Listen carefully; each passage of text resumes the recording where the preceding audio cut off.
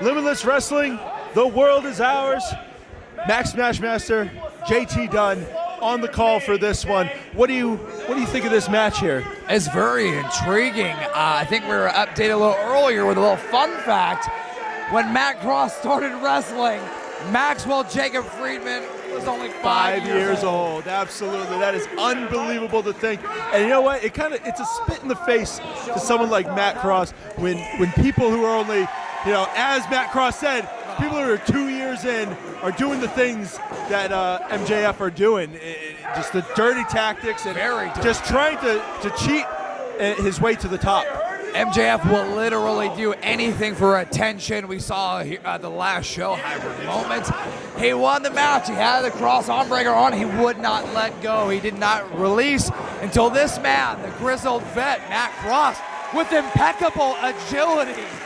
And I wasn't backstage. I was at the commentary table, but you have to assume that MJF rubbed Matt Cross the wrong way just to deserve this match and pretty much this beating that MJF is about to withstand. Yeah, he's about to get it real bad. Just like that, you can't underestimate someone like Matt Cross. You can't turn your back on him like he's doing right now. This is disrespectful and a spit in the face to someone like Matt Cross. I agree, man, and Cross is definitely got one right there, a little shin to the jaw. Cross, don't get me wrong, he's absolutely fantastic. The people love him, but he's cocky, man. Cross is awesome. He knows how good he is.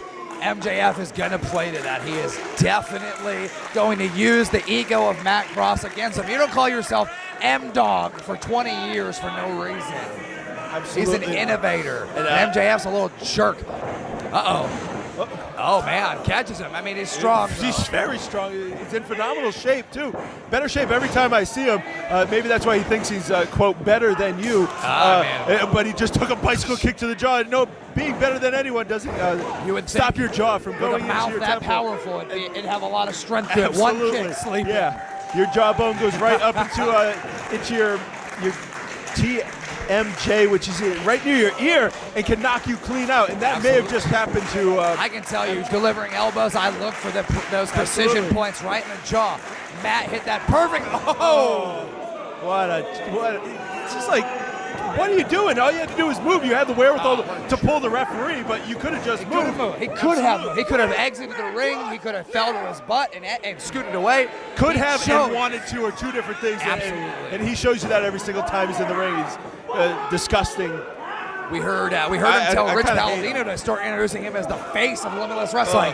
What a crock. Yeah. What is that?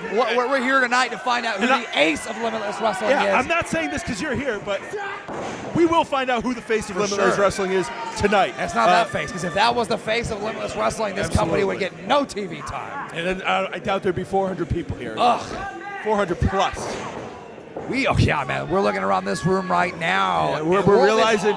Look at Maine right absolutely, now. We're realizing this hall may be too small for Limitless Wrestling. It's time for an upgrade. When you got contests like MJF baiting it, M-Dog Matt Cross to do a match. Now he's dragging his eye right across the top rope. Those are new ropes. I don't know if you got in the ring earlier. Those ropes are fresh. They are the fresh. The tape is sharp. It's not worn down. It's not matted down. Real. Catches you right on that eyelid, and it can pull it right off. Just irritating it more than anything. Look at him, just basking in all the glory of it. People don't understand how disrespectful it is to turn your back on an opponent like that in the ring. He muffed him with an air clap there. Jumps in. Right down on the arm. It looked like he may have tweaked it just a touch there. I think he's got the wrong approach here, Max. He's going for the arm. M-Dog, he's great. He needs the arm stability. He balances on the ropes, on the posts, on the beams. But, man, he's a high flyer. Oh, my God, I've never seen that before. That was innovative. Part of my nerdism, but that was very similar to a Quack and Driver 4. It is a gut wrench, arm hook, brain buster. It's an extremely dangerous move. And MJF just dropped Matt Cross right on his head. Reckless abandon on that. Absolutely, and you can see he's favoring his arm over there. May have dislocated the elbow. Unbelievably dangerous to do to an opponent. Usually do it to someone you absolutely despise. Maybe we're at that level, man. Maybe MJF really wants to take out the 20-year vet in Matt Cross. Maybe MJF wants to be the guy who has this notches in his belts from 30+ countries in pro wrestling. I mean, he's been here in Canada.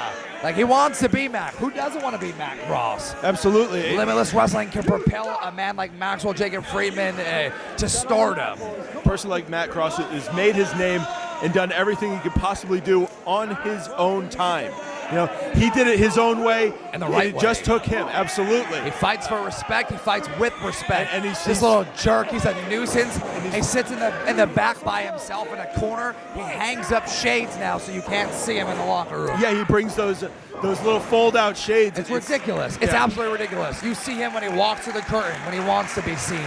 That's not the face. Did you see his shoes today? Unbelievable. Unbelievable. Who puts gold on alligators? Who does that? Absolutely, and they had white soles on them. Like, you can't wear those more than once. They can't be real. I've never seen a purple alligator with gold in my life. He's just a jerk. He's just doing it. First off, it matches his trunks. It does. And then he just did it just to do it. And then it's mind games. I'm pretty sure, as I went to go get you for commentary, they may have been in the garbage. Whoa. Yeah. He's that kind of person. He's that kind of person. Well, you both can these see men. Everybody here at Limitless pulling for Matt Cross. Absolutely. You and I included. We're not supposed to be biased, but MJF, he's a jerk. And I hope he gets Matt kicked. Cross baited him in there. One arm he's putting into this. He's not able to get all the oomph behind those clotheslines. No way. Oh my God, how is he able to do it? Dude, Matt Cross is spectacular. What a beautiful second rope crossbody. Only good for 2. You got to think that if he was able to get everything behind those lariats, even then on being that able crossbody, to cover with both arms, hook a leg, those options are it. no longer available for him. It's going to get scary when he's got to go to the top rope and start resorting to the moonsaults and the shooting star presses and the 450s. You know, people don't realize that you have to brace yourself so you don't smash your face on the mat. 1,000,000%. So if you put that elbow down and it's injured, you're just causing damage, but you're also causing damage to your opponent. What's it worth? I was questioning the tactic of MJF here, but it's brilliant. He's now just fighting a man who has one arm, and he's already taken a bunch of punishment right to the arm. Right to the arm. He knew exactly what he was going for. Oh, no. Oh, my God. I don't want to say anything nice about him. Oh! Wait a minute. An electric chair atomic drop. Very reminiscent of a man who MJF is familiar with in Teddy Hart. Absolutely. We saw Teddy Hart in this very building execute that exact same maneuver. Very close to a 3. He was smart to not drop him too far forward, because if he dropped him too far forward, that may have been a disqualification. Absolutely. He pulled him down in perfect time to put the kneecaps directly in the lower back and the rest of his shins in his lower section. And Matt Cross, they don't take the wind out of you. Now you got to use your hand like he's using right now. His good hand to cover and protect his back. He's exposed. People don't realize it. Landing on your posterior, if you will, does jack up the spine. Someone even just jump on the floor on your butt. No one wants to do it. And then imagine landing on someone's knees, which are not flat. Absolutely. The curvature of them and the boniness, and it hurts. Very Much dangerous, like these but Matt Cross forearms. is up. Spit right in his face. Man, what a... Rolls all the way through. Oh, Matt Cross catches him. I mean, whoa. You can't. See, M-Dog. That's his fault. He's too nice. He waited. He didn't throw the punch. Discus he got lariat. eye poke. M-Dog Step up. back. Cutter. Oh my God, go for a pin. That's it. Please. 1, 2. Every single person in this building, the capacity-filled building, was ready to leave their seats and cheer for M-Dog. I can't believe MJF just kicked out of it. I had my hand on my head. I wanted MJF. Table, camera and everything. The cameraman would have gone I was flying. so excited. I'm sorry in advance. It's okay. My God. Who needs hard cam? Look at all these people. We don't need a hard cam. We got Matt Cross in the building. What does that even mean? I don't know, man. These people, it's exciting. When I watch Matt Cross wrestle, I get excited. When I watch Matt Cross beat the crap out of MJF, I get even more excited. I love it. You're going to waist lock. He's bringing MJF right up to his feet.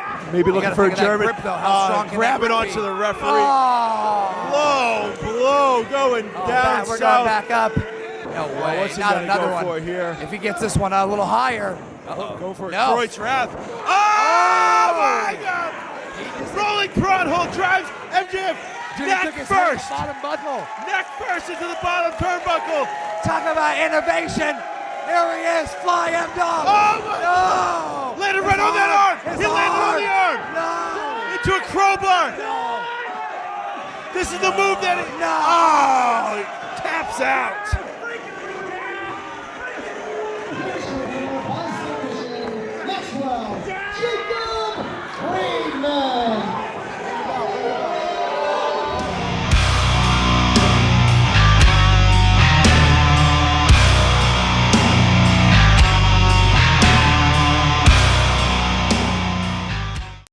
Welcome to Limitless Wrestling, hard to handle.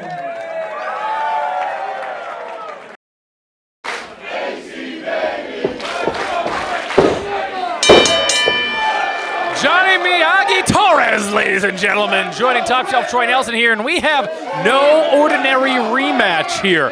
Take a look back at the road, Johnny Torres, and you will see one hell of a competitive, hard-hitting contest between Ace Romero and one Rip Bison. Ace Romero came out on top, and they just so happened to be paired together in the first round. Truth be told, I had both of these guys going to the finals. That's not going to happen that way, as they're both paired up in the first round match. Winner stays, loser goes. Pick me a winner, Johnny. I've got to go with Iron Rip Bison all the way. Even up the series. My goodness, that is, I'm not trying to take it away. Listen to this crowd. This is a 50-50 split. Some think Ace, some think Rip. And we're in AC Baby's backyard. That is saying something, and I think that is a testament to all the hard work, the reinvention that Rip Bison has gone through over the past year. Huge wins recently over the likes of Brad Cashew, guys like Charles Mason. Lest we forget the strap match against Beef. He has been on a roll, as has Ace Romero, though. The undefeated Eric Johnson bit the dust in Herman at the beginning of the month. Eddie Edwards had problems with Ace Romero, and lest we forget our first return to live shows, JT Dunn. I was just going to say this is way of like Ace Romero. I was going to say this is like a pair of semis at full speed meeting on a head-on collision, and we're about to get that personified right here. Something's gonna give. I don't know who it's gonna be. I can't believe it. Oh, wait a minute. That's more what I was thinking, Johnny Torres. I will give all the credit in the world to Rip Bison, but you do not want to try to tip the Toledos and meet somebody like Ace Romero like that in the center of the ring. No doubt about it. Calling it back to their contest on the road there. They sat down at the three-point stance there. They met once again, and now the stare down from across the ring. They're going to get after it. You ain't going to see any belly aching in this match. You got two people that want to move to the finals. They are not getting paid by the hour. They get a longer rest if they finish early. That's just how it works. And are you crazy, Rip Bison? We're getting the running of the bulls here. He's leaving the building. In the doorway. I'm going to try to think of something if I'm Rip. I'm going to get paralyzed if I get put up against those ropes. Are you kidding me? Oh, this is foolish if you're Rip Bison, Johnny. Yarmouth. Oh, he's going to meet him there. Oh! Come on, oh! Big boo, Rip Bison catches Ace Romero in the aisleway. And now laying down the leather, bringing the knife-edge chops. And this is reminiscent now of that contest on the road. If you did not see it, check it out on IWTV under the Limitless Wrestling section. Look for the match. It's the headlining contest on the road. You'll find it. But this is reminiscent, this brawl, this street fight mode. It boded in Ace Romero's favor last time. But like I said, if Rip Bison can defeat Beef in a strap match, subtly injured, you gotta believe that he has an even better chance this time against Ace. No doubt about it. I'm sure he's probably gone back and watched that contest with Ace Romero how many times at this point, scouting for this contest. You gotta believe it haunts him. That's what Ace Romero, he thinks that perhaps he could have had a match against JT Dunn. Rip Bison could have been in there with Eddie Edwards, perhaps if he had defeated Ace Romero on the road, and that's gotta be hurting. Big elbow! But the Ace Romero. Ripper. My goodness, he's feeling it now, throwing up those horns. And he's feeling it. And this crowd, I gotta be honest, I was expecting very pro Ace Romero crowd, despite this crowd loving Rip, but you're feeling it now. Yeah, 50-50 split right down the middle here. Ripper feeling it, breaking Kevin Quinn's count. Absolutely, and Kevin Quinn being a little bit more ginger with that 10 count on the floor. I don't think he's looking to count anyone out and turn it into a triple threat match tonight. Nonsense, it's VLC night, and on top of that, he knows that these are two killers that are gonna battle on the outside endlessly as Ripper eats the back body drop on the outside. I said it on the Limitless Wrestling podcast this past week. If I had to pick myself a winner, I said the winner of this match would win the Vacation Land Cup. If Ace Romero advances over Rip Bison, he will win the Vacation Land Cup. If Rip Bison can scoop by defeat, big senton onto the floor on Rip Bison. But if Rip can somehow come back and defeat Ace Romero, Rip Bison will go all the way. He will become the #1 contender and win the Vacation Land Cup. I have no argument for that. That's probably how my bracket would play out as well. Winner of this takes the whole thing. We already know Anthony Green advanced in the earlier contest. Not again! Oh, he caught him! Did he catch him? From our vantage point, it's tough to tell, but I have a feeling Ace Romero caught him again. Slow to get up. Both men slow to get up. Trying to drive Iron Rip Bison through the floor into the basement here at the Yarmouth AmVets. And folks, this is only 2 of the opening round contests. Coming up next, we have JT Dunn versus Becca. We have Alec Price versus the biggest underdog in the tournament, Love Doug, was bound for the Vacation Land Cup, and tonight he gets his chance against Alec Price. Will it turn into the Vacation Love Cup? We'll find out. Only a matter of time. Ace Romero now throws Rip Bison back into the ring. Look at that fancy, he's got the brand new gear, all white. He's got his tournament white on. That's it. And you gotta believe that he's hoping to try to harness some of the power of that gear, the purity of that gear. But look at the mountain of a man he has got in front of him. An overhand right by Ace Romero. He's gonna catch an overhand chop from Rip Bison. Oh, AC just insulted, returning fire with the knife edge. Forearm back from Rip Bison, and another from Ace. Back and forth. Rip Bison now strikes in succession, each one of them landing flush. Building steam. No way. Oh, and that's going to be a hard task. That might be a fool's errand, Rip Bison, to try to put that big man over the top rope. Loves to employ the cactus clothesline. 2, couldn't get it done. His 3rd time the charm. Going to try to, once again, a 3rd time. Catch a big European uppercut. No. A big lunger gets flown up into the air, and Ripper's stuck. Rip Bison is stuck, and he cannot get out. Oh, he cannot get out, Johnny Torres. This is not a good situation. Like Giant Baba, like Andre the Giant, in a position of vulnerability, eating a brutal chop from Ace Romero. Ace Romero, and this is good for Ace Romero. We understand the big man has improved cardio, absolutely. But when given a chance to try to catch a breather, do it. Rip Bison's still vulnerable. It's not like he is in an enviable position catching his breath. Ace Romero needs to take advantage of this right now. Stay on Ripper. Yep, low energy haymakers coming in, and AC now, bad intentions in mind, summoning the energy of Yarmouth. Gets him, low bridge. Ace Romero gonna land onto the hardest part of the ring. And here comes Rip Bison. Oh no! Over the top! Look, Mom! Catches him! Perfect landing tope over the top rope from Rip Bison. Wiped Ace Romero out on the first try. And Yarmouth approves. Ripper taking a sec to catch his breath now. AC Baby still trying to pull himself back to a vertical base. And he wants the pinfall, absolutely. He doesn't want the count-out victory, which would be just as good as a pin, but for the sake of pride, he wants it. Is that a 1? Kevin Quinn giving us the 1 count. And that has got to be very frustrating to Ripper, who's saying that was at least 2. Yeah, no doubt about it. That's demoralizing. But just like that, Yarmouth here to bring that morale back up. Rip Bison now. Exactly. He's trying to put something in the think tank. He's trying to think what he's got to do to put away Ace Romero, as so many others have this summer. Eddie Edwards, JT Dunn, Eric Johnson. Here we are. And you got to believe, I said it earlier, Ace Romero, always the bridesmaid, never quite the bride as far as the Vacation Land Cup comes. He has come very close on 3 occasions. But this is his year, Johnny Torres. It has to be. Now, a war of contrition unfolding here. Barely giving any ground, both combatants. The tape is off. We saw something reminiscent of big overhand right from Ace. We saw Ace get into a chop contest with Eddie Edwards just last month. Of all people. I was gonna say.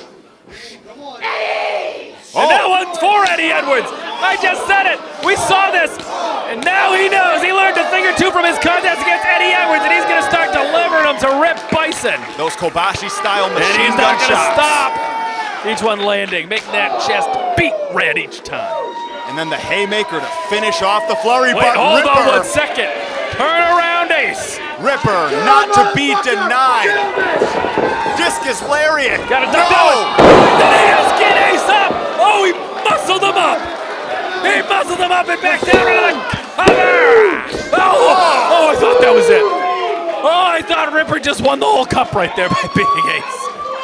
Right there with you, Top Shelf. Kevin Quinn, though, says not quite. Did you see him lift him up for that Uranagi, that side slam? He got him up off his feet. All those reps in the dungeon really paying off for old Ripper. And now, Ripper looking to ascend potentially. Absolutely. I don't know what he could be looking for. Perhaps a shoulder block, a shoulder tackle, a clothesline. I don't know what he could be looking for off the top rope. Not his forte. Iron Rip Bison, always full of surprises. But AC Baby, back standing and a precision right hand across the jaw of Iron Rip Bison. Ace was looking a little worse for the wear, and that's going to catch him a little bit of a breather here. But Ace, I would not go up there. Oh, I would not go up there. I would bring him back down to you, Ace Romero. No. Those ropes truly being put to the test here. What's AC thinking? Might be thinking superplex? Could be a superplex. What is it? He's going to kill him. He's just going to kill him. That could be a superplex where I'm from. Beautiful superplex. Suplex. As the whole ring done damn quaketh. Absolutely. You see it. Look, you feel Ace Romero trying to get some feeling back in his fingers. He could have landed on his hand properly here. Yeah, I don't know who got the worst of that one. I'm saying Rip Bison nursing his body, trying to get himself back up in a seated position and right back down. And now the crowd chanting for Ace. What is this? Oh, I saw. Could be a senton, I think. I saw a point to the turnbuckle. Could be looking for perhaps a Vader bomb. What's he looking for here? Oh no! Wait a minute. Going to the second rope. He's not going up top. What is this? No way! What is this business? But Iron Rip Bison having none of it, seeing certain death in his sights. Oh, he's looking for a powerbomb. Oh, if he can muscle, if Ace Good lets go, God. it's over. Big strong boy! Rip Bison with a powerbomb to the well over 300-pound Ace Romero. He's got to be in. No!